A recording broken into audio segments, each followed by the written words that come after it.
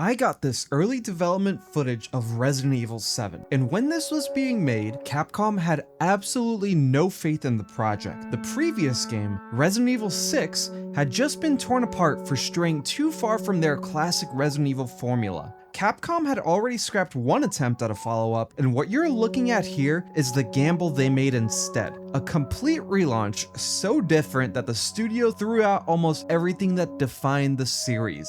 They pulled the camera into first person for the first time in a mainline Resident Evil, dropped the recognizable heroes for a complete nobody, and built a brand new engine from scratch to run it. The director would later admit that development was plagued with problems the whole way through. Then, the finished game shipped and dragged Capcom's stock down with it. Internally, the project that was supposed to save Resident Evil got written off as a disappointment. 9 years later, that disappointment is the second best-selling game in the entire franchise. More than 16 million copies, and the engine built for it is still running every single Resident Evil that came after, including the one out this year. So, how does that happen? How does a game get written off by the people who made it and then turn into the thing the entire modern franchise is built on? Welcome to PM Films. On this channel, we talk about the side of gaming that game studios don't want you to hear. If you enjoy this content and value the importance of transparency in game development, please hit subscribe, as that goes a long way in having these important stories visible to more people.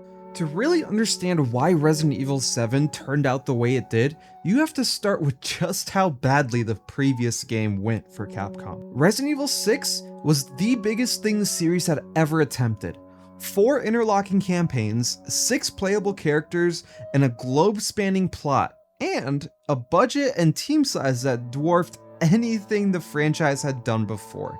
On paper, it was the logical endpoint for everything Resident Evil had been chasing since RE4 back in 2005. However, the reception was absolutely horrible for Capcom.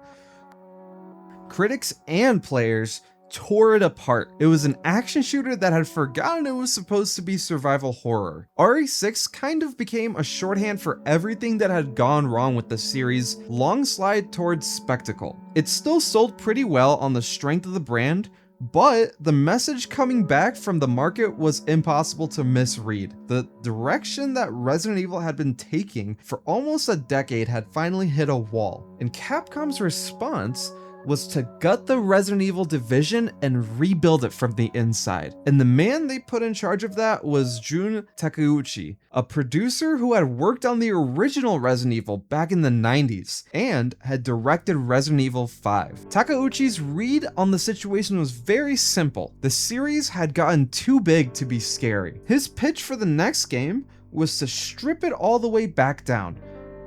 Just one location, one protagonist, no co-op, and no army of monsters. Just a house that you couldn't get out of, the way it had been at the very beginning.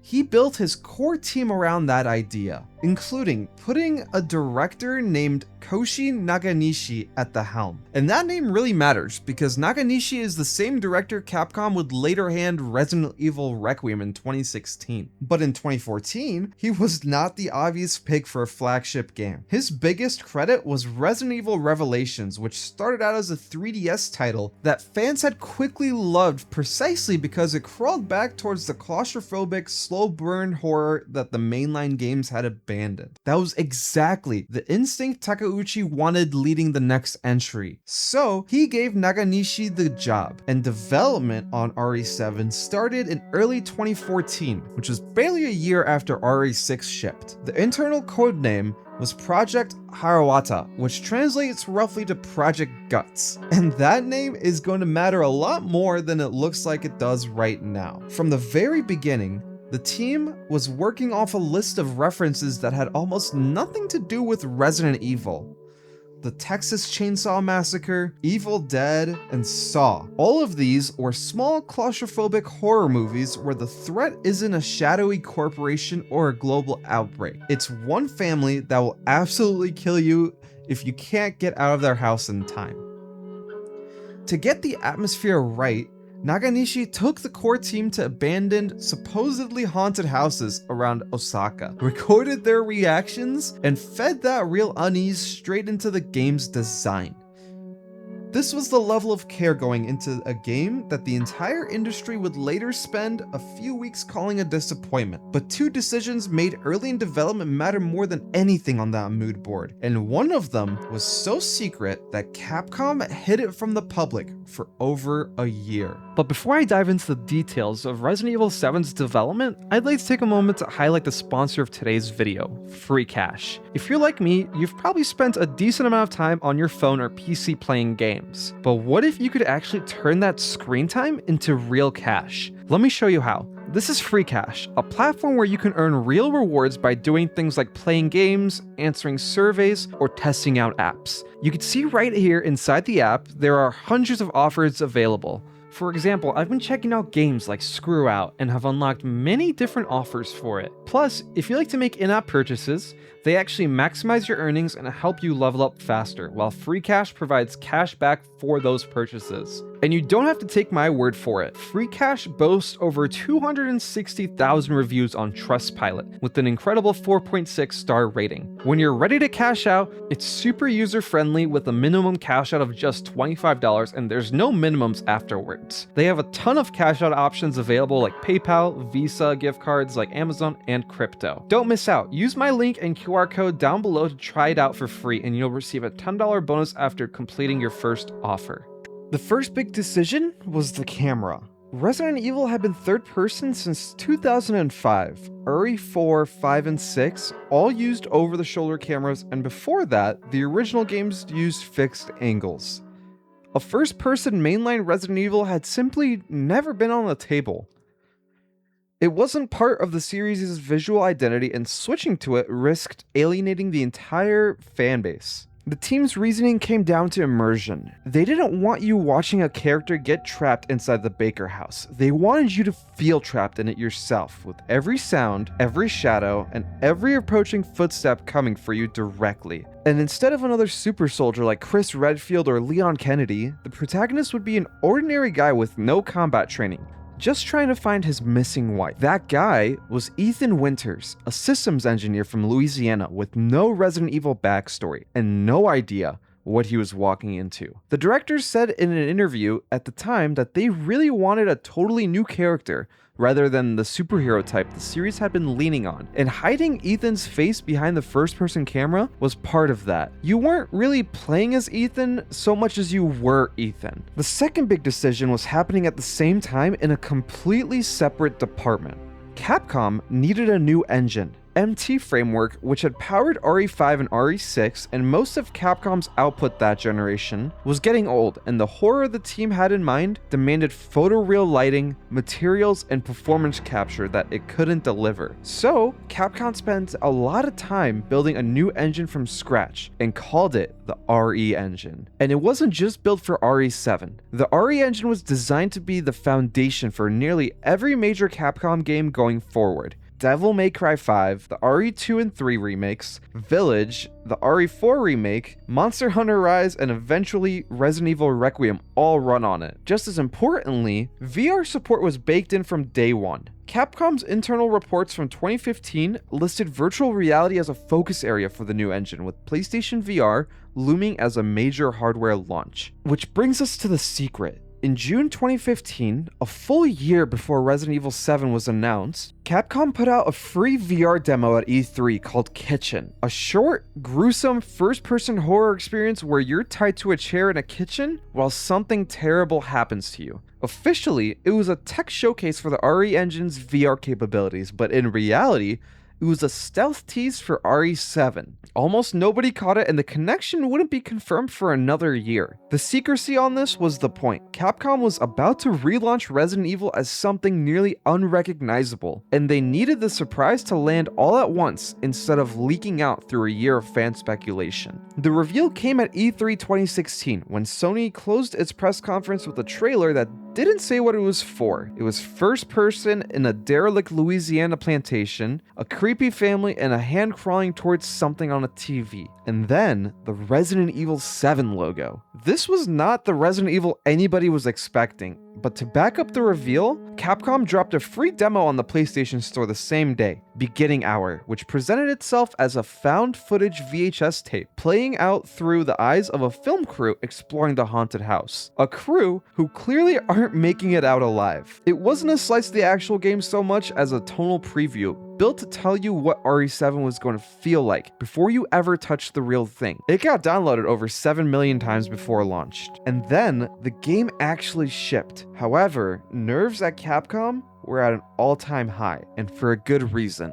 RE7 launched on January 24th, 2017 for PS4, Xbox One, and PC. The PSVR mode was a platform exclusive for the first 12 months, and Sony bundled RE7 with PSVR headsets aggressively. If you remember going to a Best Buy around this time, you definitely have seen this, by the way. Then the early numbers came in, and Capcom started to panic a little bit. The game shipped 2.5 million units in its first week against a pre-release projection of 4 million units by the end of fiscal year in March 2017. In absolute terms, 2.5 million wasn't bad, but the gap was big enough that Capcom publicly adjusted expectations and their stock dropped more than 3% on the Tokyo Stock Exchange in the days after the sale report. So the media narrative became that RE7 was a flop, or at least a disappointment, and that it certainly was not the comeback that Capcom had been hoping for. The theory went that the first-person shift had alienated longtime fans and that the absence of Leon or Chris had hurt visibility. And there was a real conversation in the industry about whether Capcom had made a strategic mistake. In hindsight though, that conversation looks pretty silly, because what Capcom and most of the press missed in the first few weeks was that RE7 had legs, it had word of mouth, and it had genuinely exceptional reviews, and it had a steady growing audience of new VR owners who were buying PSVR headsets specifically to play this game in virtual reality. By the end of 2017, the game had passed 5 million in sales, and by 2019, it was nearing 7 million, with over 1.25 million of those players finished the game entirely in PSVR, enough to make it one of the most played VR games on any single platform. Enhanced PS5 and Series X and X versions arrived in 2022, a mobile port in 2024, and a Switch 2 port in 2026, and every new platform brought another wave of players. As of mid-2025,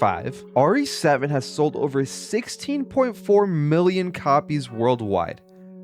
That's more than the RE4 remake, more than Village, and more than any other Resident Evil game except for the RE2 remake. Critics were on board from day one. The game was nominated for Game of the Year at the Game Awards and won PlayStation's Golden Prize, the User Choice Award, and the PSVR Special Award at the PlayStation Awards. Granted, this was the PlayStation Awards, so it was kind of destined that they were gonna win because they're pushing PSVRs. But regardless, Destructoid called the pacing masterful, and reviewers across the board praised the RE engine. That long-term success, though, is really only half the story, because RE7 also rebuilt the infrastructure that everything Capcom had done since sits on top of. The RE engine created for this game is now 9 years old and still runs every major Resident Evil. The first-person camera that seemed so radical in 2017 is a standard option players can toggle in Requiem. That ordinary, vulnerable protagonist is exactly the template that Capcom used to build Grace Ashcroft in 2026. The VR support that started as PSVR exclusive grew into the full VR mode in Village and a full VR support in modern releases. Even Capcom's current marketing playbook, the first playable demos, the tonal teasers months before launch,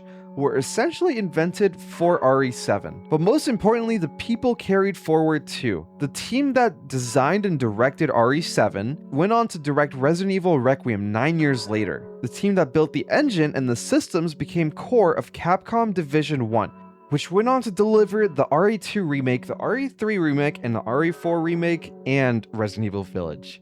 Almost all of Resident Evil's modern successes traces back to the group that put that RE7 demo together in early 2014. In January 2017, Capcom thought it had a disappointment on its hands. What it actually had was a foundation, one strong enough that when the company needed someone to lead Resident Evil Requiem 9 years later, it turned to the same director it had trusted with this weird, risky, claustrophobic experiment in the first place. RE7 earned the team every bit of that trust. The game everyone thought failed turned out to be one of the most important Resident Evils of the last 2 decades.